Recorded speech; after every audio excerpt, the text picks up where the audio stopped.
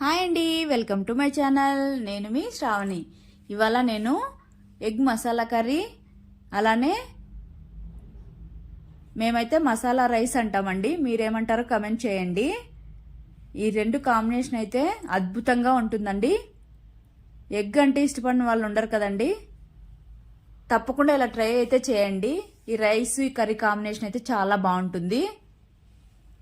ఇంకెందుకు ఆలస్యం, మరి స్టార్ట్ చేసేద్దాం.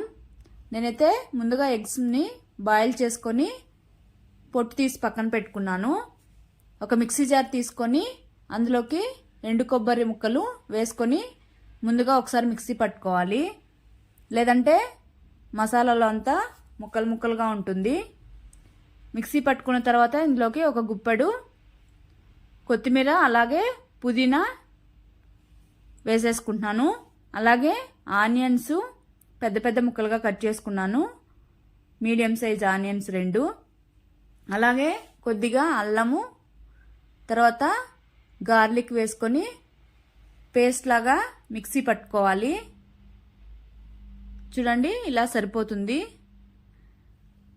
పక్కన పెట్టుకొని ముందుగా పాన్ పెట్టుకొని హీట్ ఎక్కిన తర్వాత ఇందులోకి ఆయిల్ యాడ్ చేసుకోవాలి. తర్వాత ఆవాలు జీలకర్ర యాడ్ చేసుకొని అలాగే కరివేపాకు వేసుకొని చిట్పట్లానివ్వాలి.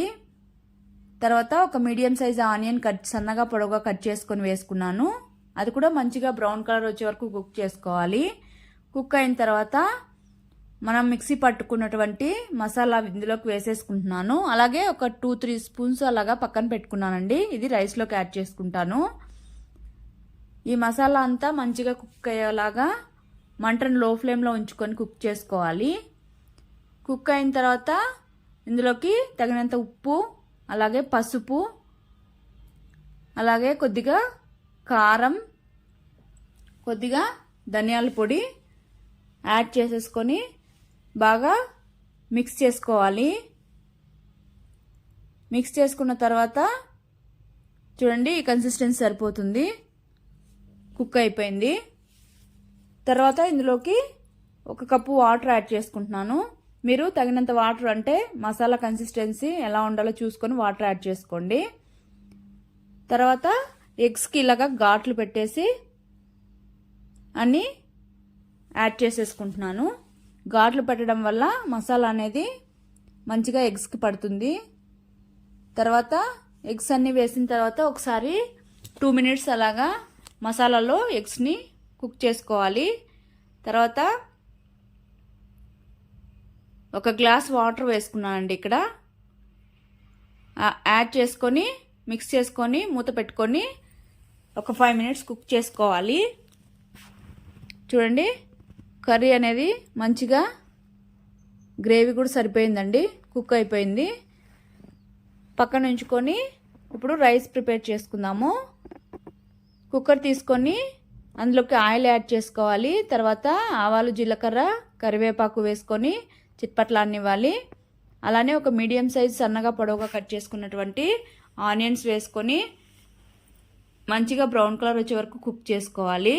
కుక్ అయిన తర్వాత ఇక్కడ పుదీనా వేసుకొని అలానే తగినంత ఉప్పు యాడ్ చేసుకొని మిక్స్ చేసుకోవాలి. తర్వాత నేను ఇక్కడ 2 స్పూన్స్ ఉందండి మసాలా, అది వేసేసుకొని మంచిగా ఒకసారి మసాలా కూడా కుక్ అయ్యేలాగా కుక్ చేసుకోవాలి. తర్వాత ఇందులోకి 1 ఇలాచి, 1 లవంగము, అలానే కొద్దిగా చెక్క యాడ్ చేసుకొని అది కూడా కుక్ చేసేసుకొని అలానే పసుపు కూడా యాడ్ చేసుకున్నానండి.